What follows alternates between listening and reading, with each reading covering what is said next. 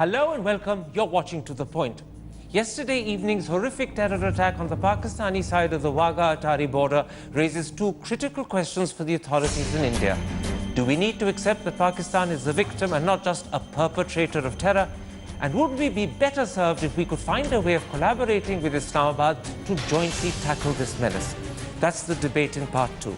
But first, Robert Vadra's unfortunate brush with the media has raised critical questions on ethics that need to be answered. Was Mr. Vadra misbehaving and acting indefensively? But did the media also cross legitimate limits and invite a tough response? If the media has a right to persist and pursue, doesn't its quarry have a right to resist and even lose his temper? Secondly, how legitimate is the defense Robert Vadra is not a public figure? Given his special status, can he really claim to be just a private individual? That's the first debate tonight.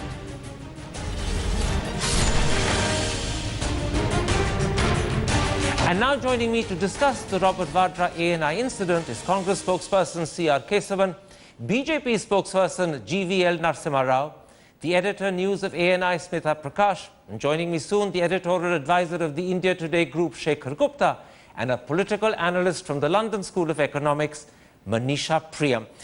Mr. Kesavan, for many people, the question, does the media have a right to pursue and persistently question Robert Vadra, hinges on whether he's a private individual or a public person. Now, your party, the Congress, claims he's a private individual. But I put it to you that if a man lives in a government house, has special privileges at airports, is the beneficiary of state security, and on top of that is Sonia Gandhi's son-in-law, as a result of which the Haryana government acts to fulfill whatever request he makes with incredible alacrity, he really can't be a private individual. Karan, the first thing I want to say is this is not something new. I'm hearing my echo, please. This is not something new. This has been a politically motivated campaign of the BJP, a false, baseless, pernicious campaign to malign a private individual and the image of Mr. Robert Vadra in order to politically take cheap political mileage and attack the Congress party. And that has been the root of this. You know, and I just want to state this, as you said, the Mr. Kesavan, I asked you a specific question. Mr. Kesavan, I asked you a specific question. Come to that quickly because we'll run out of time. I'm coming there. No, see, the first thing we have to remember, Karan, is conclusively, emphatically and unequivocally, whether it's a constitutional body like the Election Commission or the High Court or even the Supreme Court of India have rejected these charges. I just want to quote one observation. Mr. Kesavan, I asked you a specific question. Please, I want you to answer a specific question. Otherwise, you and I will spend our time quarreling. I asked you a specific question. Can Robert Vadra, who lives in a government house, has special privileges at airports, is the beneficiary of state security, be considered a private individual? Let me say this. The crux of the issue is this. This is an issue which is a non-starter. This has been emphatically rejected by the courts, and the courts I will define the crux of the issue with my questions. I'd like you to answer my questions, not deflect the issue by changing the subject. So otherwise, we won't have a structured discussion. There are many important issues of ethics I want to raise. I'll raise them all one by one. They will be fair to you. Some will be critical of you. But if you keep changing the subject, we'll get no further. So please, let's play a game with each other that is an honest one. Now, you're saying to me, he's a private individual despite the facts I raised. Just explain why he's a private individual despite those facts. He is a private individual. You think, and he's entitled. He's living in the house of, daughter of a former prime minister, and that settles the case. But the issue is we are conveniently forgetting no charges have been proved. I'll bring that up in a moment. This is the hogwash of the BJP. You know, I want to put that to you, Mr. Narasimha Rao. At the end of the day, Mr. Kesavan, let me bring someone else and I'll come back. Mr. Kesavan, this is not a discussion. Karan, I just make one point. I'll make one point. Go ahead. It's selective sensationalism. When because today the INB minister said, let the press do its job. If there is a complaint, we'll act on it. Mr. Kesavan, can we bring up issues one by one? Why doesn't he reflect on the incident? Mr. Kesavan, can we bring up issues one by one? If you raise everything in answer to one single question, we will not have a structured discussion. Answer my questions. I will bring all the issues up one by one. Give me a chance to structure it. Don't try and say it all at one go. It means nothing to the audience. Mr. Narasimha Rao, there's a very good point made by Mr. Kesavan, and it's this. The land deals are private commercial arrangements between two private individuals. Secondly, Robert Vadra is not in politics. Thirdly, he faces no criminal charges. So if Robert Vadra doesn't want to answer press questions, he has a right not to. How can you deny he has a right to refuse to talk to the press? Yeah, I think let me first contradict you on the statements that you have made. I think the government of Haryana really gave out special favors to him, without which this personal you're doing gain, what? Forgive me. windfall gain would not have been possible. Coming to your question. Come to my question. Stick to my question. Okay, it does not mean he has a right to abuse, right to keep mum. I think he has that right, but he doesn't enjoy the right to abuse the press. What was the abuse? No, the manner in which... What was the abuse? Specify it. The manner in which threatened the reporter. Are you serious? I think we have seen it on television in a threatening tone. He was literally threatening the reporter. So you're saying to me that a private individual cannot ask a reporter whether he's serious? No, but the manner in which he asked and the manner in which the reporter was detained by the police at the instance of Robert Vadra, I think it goes to show there was an attempt to intimidate the press. All right. And also attempt to obstruct their work. All right. I think the police were told to delete all the tapes. Mr. Kesavan, please hold your peace. Don't keep interrupting. I want to bring in Smita Prakash. Let's first clarify, Smita Prakash, what happened. If the media has a right to pursue and persistently question an individual, doesn't that person have a right to get irritated or annoyed, or even to push a mic? Surely the two rights go together. Absolutely. I never today night, I've been saying this on every channel, that Mr. Vadra had absolute right to say no comments. He had the right to get angry. He had the right to walk away. He had the right to do all that. I have no objections at all if he had done any or all of that. I don't even find, are you serious? Are you serious 4 times objectionable? I mean, the channels are playing it on the loop and it sounds weird, but there's nothing wrong in that either. He's perfectly legit reason to say whether the reporter was serious to ask such a question, because he probably didn't expect it that late at night. But what I did get offended, upset was that he asked his security guards to delete the tape. Absolutely. And to get the tape deleted. And those guys, I think, went beyond the call of duty. I will take up the deletion of the tape in a very big way, because I agree with you that is a completely different matter, and that is arguably high-handed and totally unjustified. Let's for a moment stick to the earlier issue of his language and his tone, and then I'll come to the deletion of the debate. You're therefore saying to me that the point being made by Narasimha Rao, that the language was abusive, that the tone was threatening, that's not a point you agree with. Have I understood you correctly? Smita Prakash? Yes.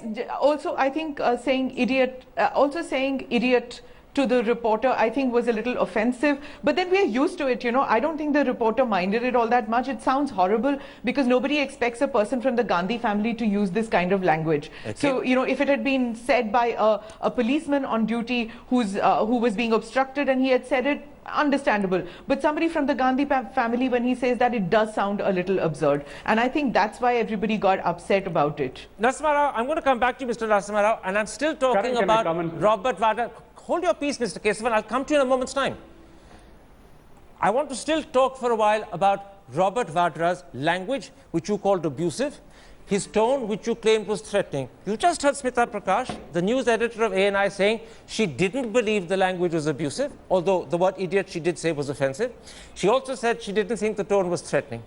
In fact, she said they had no objection to Robert Vadra's manner, because she accepts that if the press are going to persist and question, then the man being questioned has the right to resist and even get annoyed and even push a mic. So why is it that you're getting so worked up when the organization itself is not concerned? Yeah, I think it's just not, it doesn't concern the news organization per se. It's a much bigger issue now. It's in public domain. Proper behavior and etiquette. I think these are the words used by Congress Party's spokesperson Sandeep Dikshit. These are not my words. He said in public dealing, I think we expect all, even the private individuals, to behave with proper etiquette and in a decent manner. I'm only echoing similar sentiments. All right. I think civilized behavior demands proper public conduct of even private individuals, which they claim, which he is not. Well, on that there can be two views, whether he's private or public individual. Let me bring you in, Mr. Kesavan, and let me quote to you what in fact Sandeep Dixit, a former MP of your party, a spokesman of your party, has actually said. He believes that in fact we must maintain basic civility at all times. This kind of public display is unfortunate. He says, for any person, there's a public etiquette and decorum we must maintain. Clearly, even if Smita Prakash is being large-hearted in saying that the behavior wasn't abusive and that she has no objection to the mic being pushed, nonetheless, it is unbecoming of Sonia Gandhi's son-in-law to behave in this way. I'll make 3 points, Karan, without interruption. First point is this. If the aggrieved person has real angst, I think they should go ahead and file a complaint and let the law take its course. Second point is this, to Mr. GVL Narasimha and Mr. Sandeep Dixit, the second point is he is entitled to his opinions. I am here to voice the view of the Congress party. The third point, Karan, is Mr. GVL Narasimha Rao, as is the wont of the BJP, is a symbol of hypocrisy and double standard. He should do well to remember, you know, when Mr. Vijay Trivedi was traveling with the then Chief Minister and now the Prime Minister, Mr. Modi, because he asked a question about Godhra, he was unceremoniously loaded off the chopper 200 kilometers away, and Karan, it happened to you. I don't want to make it personal, but even when you interviewed the Prime Minister, you know, the then Chief Minister, Mr. Modi, and asked him about his image in Godhra, he put off the mic and walked away in a huff. You know, I mean, and Mr. Narasimha Rao and Javadekar come and talk about etiquette and, dealing with the press. I think it's your leader. Mr. Kesavan, just a moment, Mr. Narasimha Rao, please don't interrupt. Mr. Kesavan, I'm going to first concentrate a little bit on behavior. Are you saying to me that it is acceptable for Sonia Gandhi's son-in-law to make a spectacle of himself, to embarrass the family and by association of the Congress party, and that it doesn't matter? Because unfortunately, regardless of the rights or wrongs, listen to that, regardless of the rights or wrongs, this behavior has been deemed to be unbecoming. That's why Sandeep Dixit spoke out. Are you saying it's okay?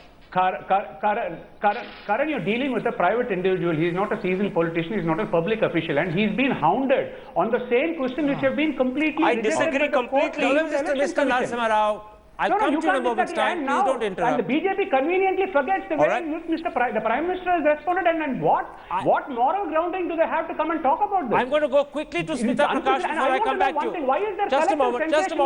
Why is there selective sensationalism by the BJP? Hold your peace. Why wasn't there such a hue and cry for the Mr. Modi's incident? Why is there selective sensationalism? Mr. Kesavan, just a moment. Please, a little bit at a time. Otherwise, we cannot have a discussion, and you're not doing your party any benefit as a result of that. Smita Prakash, you made this tape available. That's how it got to the channels. That's how it came into circulation. Can you deny that you made it available because you knew that this would embarrass Robert Vadra? It would therefore attract the attention of the media, and therefore, by implication, it would also embarrass Sonia Gandhi. That is, in fact, the news element of it. Can you deny that? I can understand. I can understand if somebody is making that charge, but as a news agency, I give everything unedited, complete raw footage. In fact, yesterday, Mr. Digvijay Singh made some erroneous comments. That also went unedited, unquestioned. Mr. Surjewala made a statement which had mistakes in that, which had errors in that. He made factual errors, but I sent that unedited, unquestioned. So none of this was edited. It went as is. I mean, you can come and see the footage. Nothing was edited out of it. I mean, and you know, the other thing which Mr. Kesavan is talking about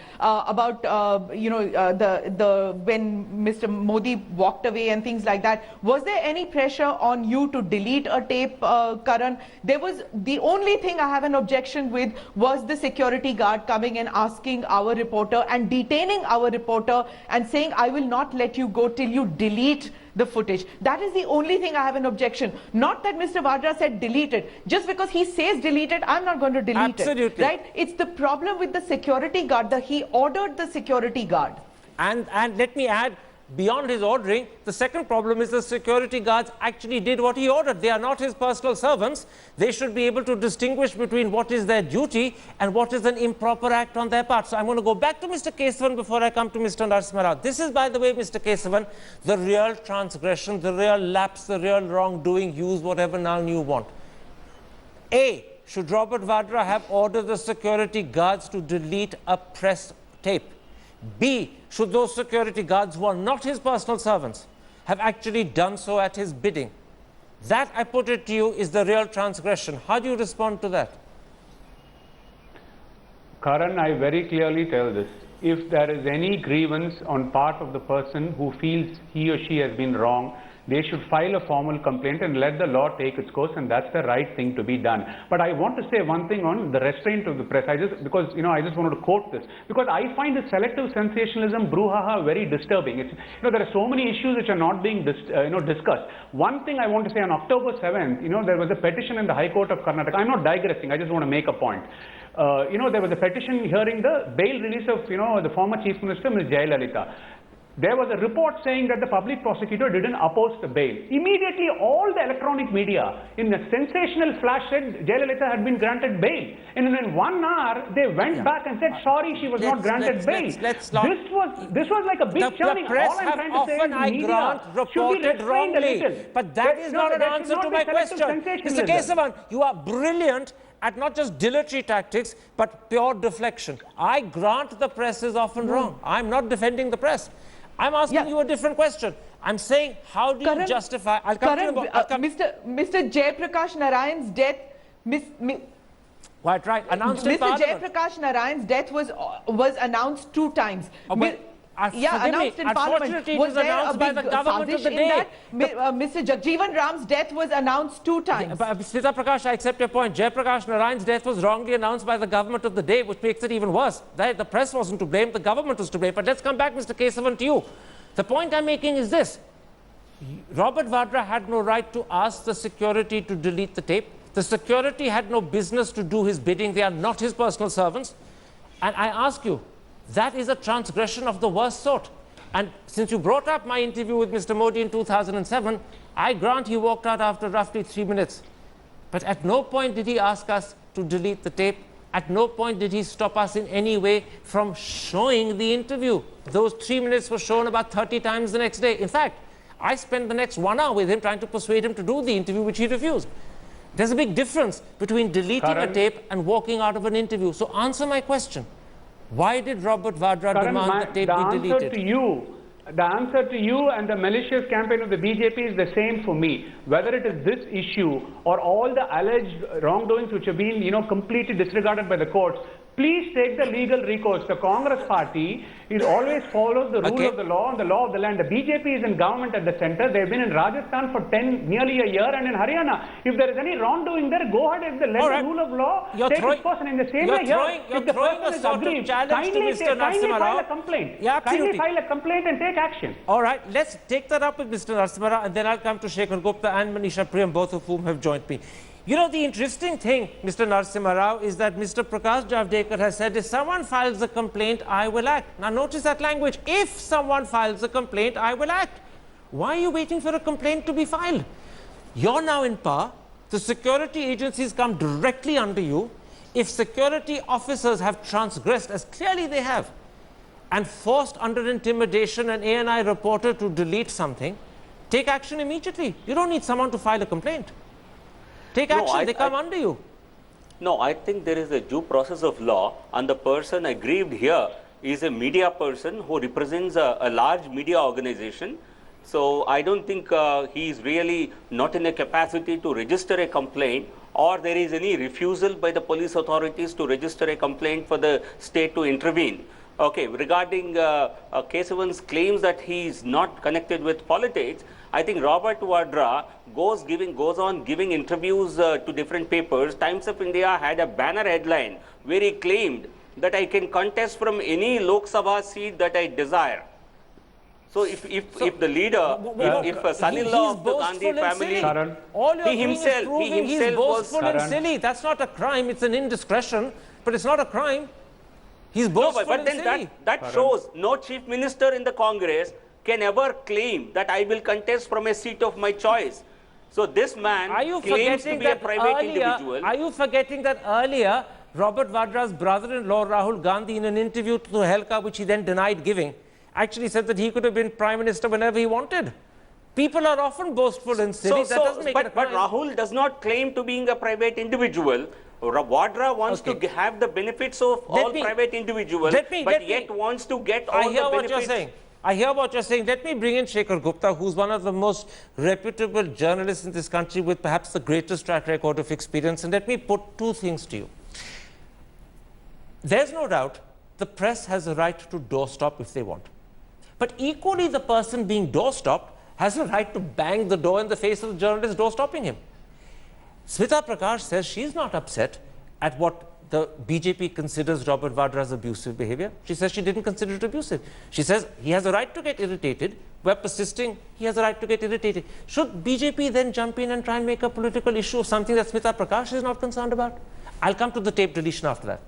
Look, you have to look at various aspects of it. Number one, what Robert Vadra did was certainly silly, because he may be a private individual, he may claim to be or he may believe he's one, but he is who he is. So he has to remember that all actions of his are going to be taken more seriously than anybody else's. That's why somebody is stopping him. Number two, as a reporter, I've been told to buzz off many times by various people. I've been even physically pulled down from places. I've been, just the other day, I was interviewing President Zuma of South Africa, and I think interview went on to an extent where he began talking of the more colorful aspects of his life, his views on sex and women, etc., etc. And one of his security people grabbed my kurta from behind and pulled me back and nearly tore my kurta. So this is something that journalists face. But so in his case, it was an indiscretion and a stupidity. But I think what the security people did, SPG people did, Deletion was completely out of the line, and they certainly deserve strong departmental action. Two quick questions. Because they are not private thugs. They are not bouncers. Two quick questions. Given that the But let me say one more thing. Yeah. The most intriguing, not even intriguing, the most idiotic thing in this is that Congress party spokesmen are coming out to defend Robert Vadra, and BJP is attacking him. I mean, if the BJP thinks Robert Vadra is a nobody, if Congress thinks he's a private individual, why are they attacking? Why are they defending him? And if he's nobody, why attack him? They should say Robert Vadra should defend himself. Absolutely. It's a very interesting paradox, and you're right to point it out. In fact, it's an irony. Let me put this to you. Two quick questions. Give me two sharp answers. First of all, given that Robert Vadra had no right to tell the security to delete someone's tape, and secondly, the security had no right to do it because they're not his personal servants. They're actually individual officers who should obey the law. Do you think Congress, or at least Robert Vadra, needs to apologize for that? Well, Congress, Robert Vadra should have, but it's a question of personal choice. But Congress should distance, instead of coming out to defend him and saying prosecute him, charge him, etc., etc. Congress doesn't know about his dealings. Congress should just say he's an individual and keep quiet. Talk to him, right? We have nothing to say on this. Let me bring you in at that point, Manisha Priyam.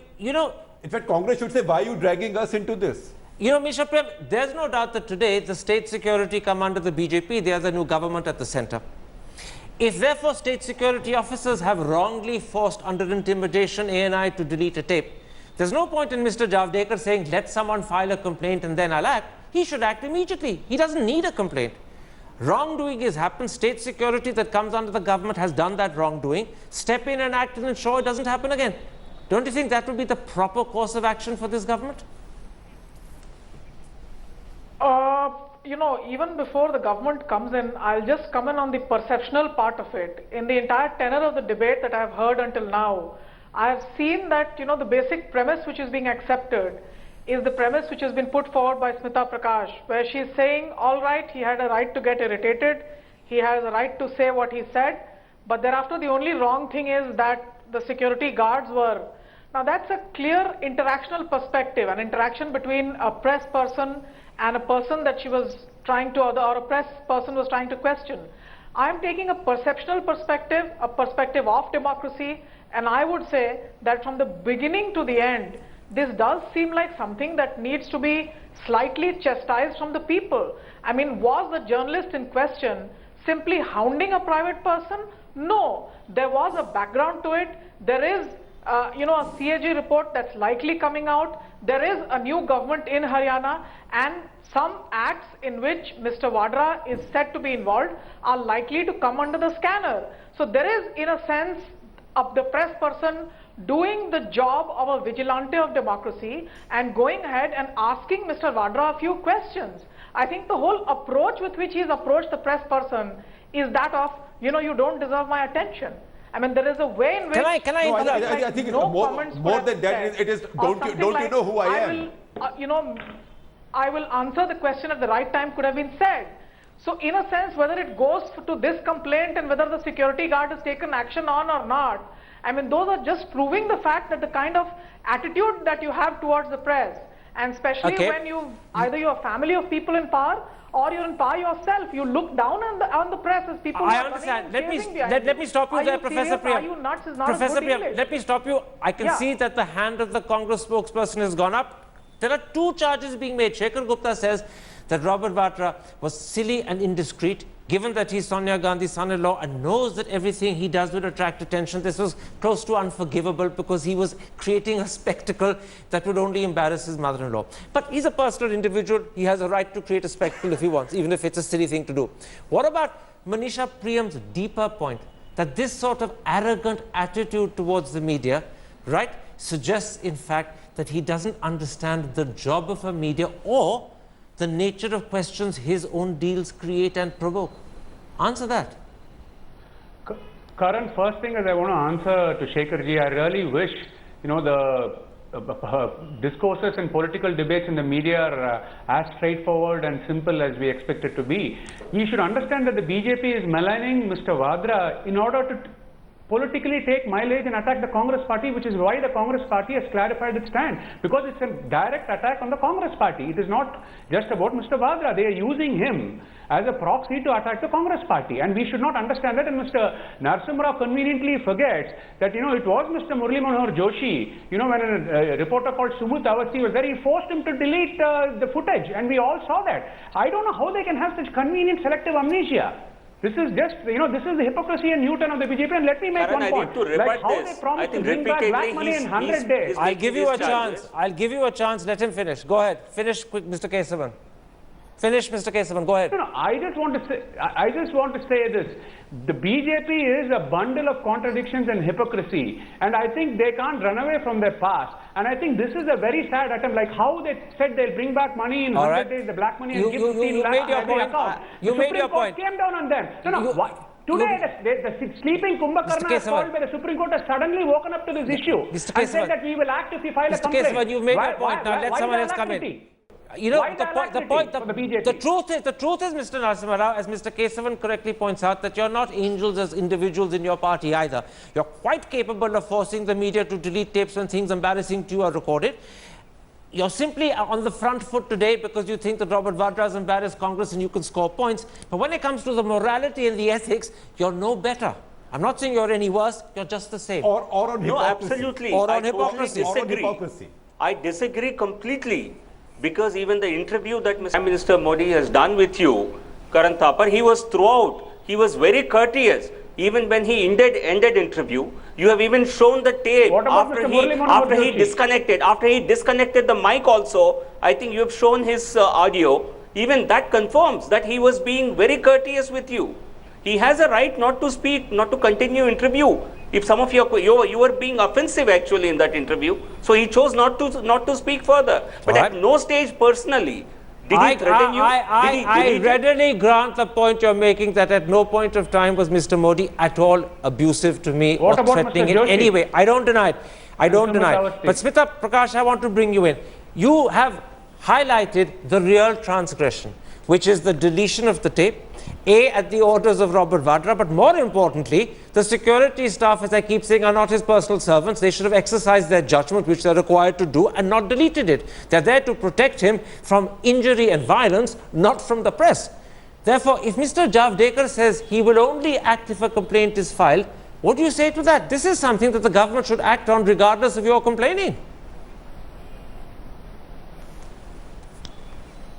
Look, as far as the media organization is concerned, we fight the battles that we want to fight. I'm not going to file a case against Mr. Vadra. That's not what I want to do. But I need to point out some things. One, about the whole event being private or public. It was a public event for which the media was invited. So the Congress saying that this was a private event and we accosted Mr. Vadra is untrue, completely untrue. We did not thrust the mic into his face. There was nobody forcing him to speak to us. The other thing is that, even if it was a private event, I just want to bring it, if it was not, but just imagine if the press long ago had not covered Shashikala's son's wedding, would we have all this information? True. And nobody covered Dayalu Amal for so many years. She was a private individual, isn't it? What is the 2G scam all about? So, these are all this public-private controversy. The media is going to cover it, and I think the government of the day should support the media in covering even private events, because this is where we get sound bites which then bring people who are culprits